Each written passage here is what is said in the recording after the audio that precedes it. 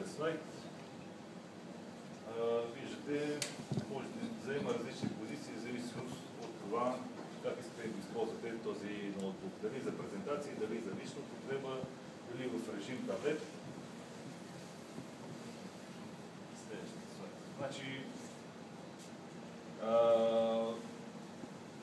виждате, има едно рамо, което позволява движението в различни посоки на екрана и клавиатурата, естествено, което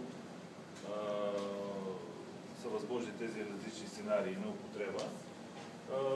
Съответно, конструкцията е направена достатъчно стабилна, така че да може първо екрана да се стопорява добре, второ да издържи дълго време, тъй като все пак такава една конструкция от три части е доста по-податлива на усуквания и на някакви деформации, отколкото една монолитна конструкция.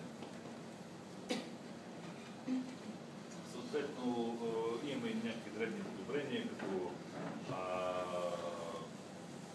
нова технология за звука, филтриране на шумовете, особено при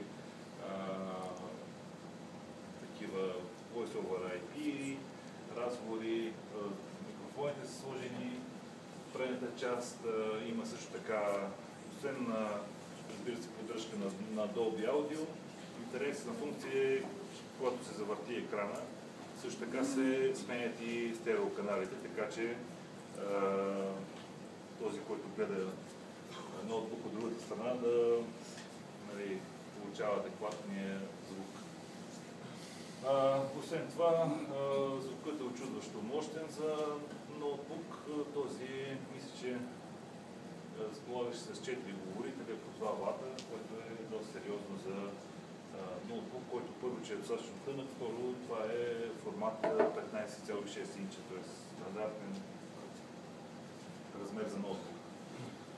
Сега ще покажем